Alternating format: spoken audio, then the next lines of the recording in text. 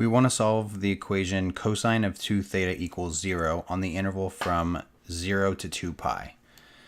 Now this 2 theta is going to make things a little bit more difficult because if you recall, the 2 changes the period of this function.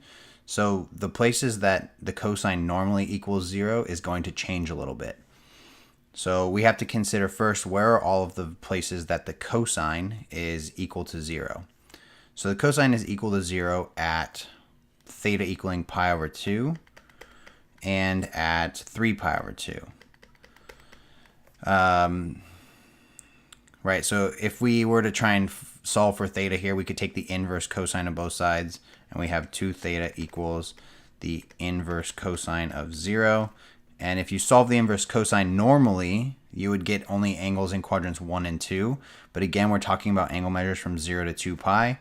So that happens at pi over 2 and 3 pi over 2. So as a result, we're going to get two equations that we're going to have to deal with. We're going to have 2 theta equals pi over 2.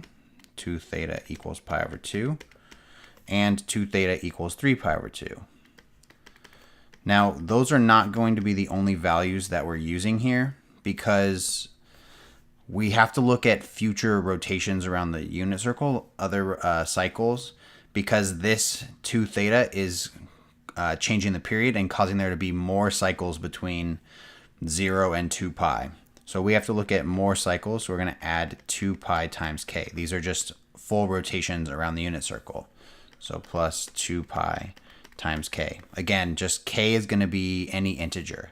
So let's say for k equaling any integer. Okay. So we want to try and solve for theta. So to do that, we're going to multiply by 1/2 to get theta by itself. So multiply by 1/2. And we're going to have to multiply everything by 1/2. And as a result, we get that theta equals pi over 4 plus pi times k. And we'll do the same thing here. Multiply by 1/2, multiply by 1/2, multiply by 1/2. And again, we get that theta equals, this time, 3 pi over 4 plus pi times k. So now we need to solve this. So what we're going to do is we're going to start plugging in values of k, and then taking the sum of our results. And for any measure that is less than 2 pi, or in between 0 and 2 pi, that will be a solution. If I use negative values of k, again, I said k could be any integer, but if I use negative values of k, I'm going to get negative angle measures. So I'm going to just start at 0. So if we let k equaling 0, then that gives us pi over 4 plus pi times 0, which is just 0. So that's pi over 4. Pi over 4 is on this interval, so this is a solution that works. We can do the same thing here. Again, let k be equaling 0. We get 3 pi over 4 plus 0, which is 3 pi over 4. And this is a valid solution as well. So let's try k equaling 1. So if k is equal to 1, we get pi over 4 plus pi times 1, which is just pi. And we want to get a common denominator, so we'll multiply the numerator and denominator by 4. So we get pi over 4 plus 4 pi over 4.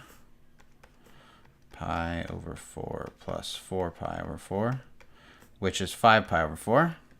And 5 pi over 4 is a value between 0 and 2 pi, so that is a valid solution as well. So let's try another one.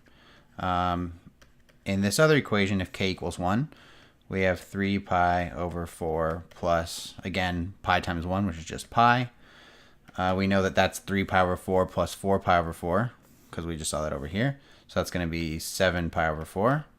And 7 pi over 4 is also less than 2 pi, because if you recall, 2 pi is equal to 8 pi over 4.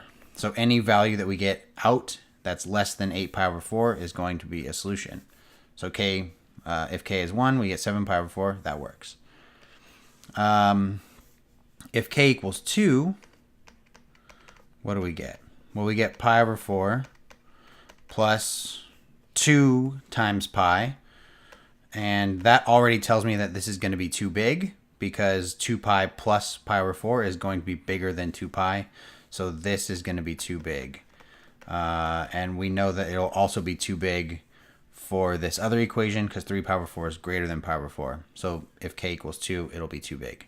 So that means we have 4 solutions here. So our solutions are going to be pi over 4, 3 pi over 4, 5 pi over 4, and 7 pi over 4. And those are the solutions to this equation. So there we are.